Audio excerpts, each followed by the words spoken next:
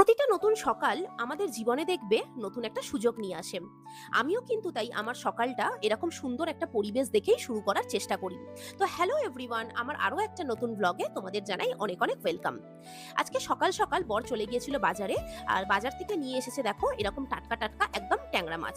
তো এটা দিয়ে আজকে কি বানাবো সেটা চলো তোমাদের সাথে শেয়ার করব। আর তার সঙ্গে সঙ্গে এখানে দেখো চিংড়ি মাছও নিয়ে এসেছে, তো এটা দিয়েও আজকে কিছু একটা বানাবো। তো ফার্স্টে আমি প্রথমে এখানে মাছগুলোকে নুন হলুদ দিয়ে ভালো করে মাখিয়ে রেখে দিলাম। আর তারপরে আমি এখানে কড়াতে তেল অ্যাড করে দিলাম। তেলটা ভালো করে গরম হওয়ার পর এখানে আমি মাছগুলোকে একে একে ছেড়ে দেবো। আর ট্যাংরা মাছ জানো তো একটু যেহেতু ফাটে, তাই এই মাছগুলো কিন্তু ভাজার সময় একটু সাবধানেই ভাজতে হয়। এরপর দেখো আমি এখানে সবজিগুলোকে কেটে নিচ্ছিলাম।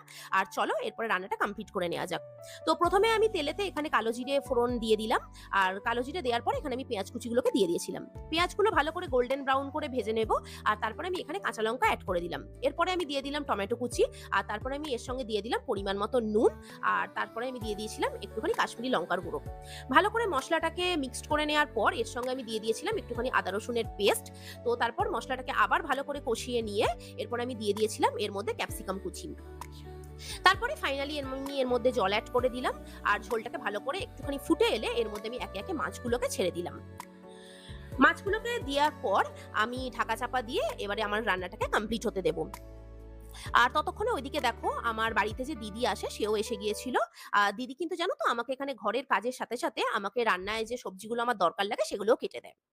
তো এখানে দেখো আমার চিংড়ি মাছের জন্য যা যা দরকার সেগুলোর প্রিপারেশন মোটামুটি রেডি। তো এই রান্নাটাও এবার আমি করে নেব। আর ততক্ষণ ওদিকে আমার ট্যাংরা মাছের ঝাল পুরোপুরি কমপ্লিট। আর দেখো কত সুন্দর দেখতে লাগছে না? আমি যদি এটা ভাতের সাথে খাবো তো গ্রেভিটা আমি এরকমই রাখলাম। আর এর সঙ্গে সঙ্গে আমি ভাবলাম একটুখানি মুসুর ডালও বানিয়ে নিই। আর তোমাদের কার কার এরকম ঘন মুসুর ডাল খেতে ভালো লাগে আমাকে কিন্তু অবশ্যই জানিও। আমার কিন্তু মুসুর ডাল মানে এরকম একটু ঘন ঘন ডাল হবে, এটাই আমার ভালো লাগে খেতে। আর এদিকে দেখো আমি এখানে ঢ্যাঁড়স চিংড়ি বানিয়ে নিলাম।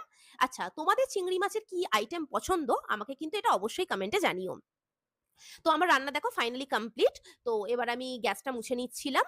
আর ওদিকে কিচেনের বাকি যে কাজগুলো ছিল সেগুলো আমি কমপ্লিট করে নিলাম। আর ততক্ষণ দেখো এবার আমার বড় এসে গেল লাঞ্চে। তোমাদের আমার আজকের রান্নাগুলো কেমন লাগলো অবশ্যই জানিও। তোমাদের সাথে পরে আরো অনেক গল্প হবে। আজ তাহলে আসি।